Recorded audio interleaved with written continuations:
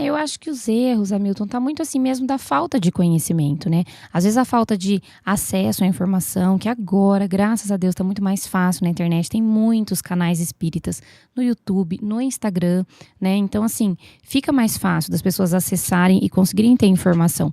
Mas até então, e a gente vê ainda, as pessoas entendendo a religião errado naquilo que a gente falou, então de imaginar que todo espírita vê espírito, que se ela entrar num centro espírita, ela também vai ver, né, que só tem mediunidade quem é espírita. Então, assim, isso acaba realmente trazendo um medo, né, um receio.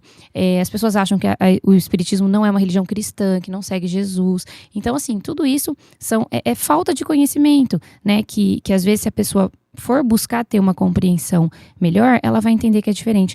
Muitos livros espíritas, o próprio Pentateuco, que a gente fala que é a codificação, que são 5 livros, né, eles não são livros muito simples. A linguagem não é muito fácil de entender. Então, muitas pessoas têm dificuldade quando pegam um livro desse para ler.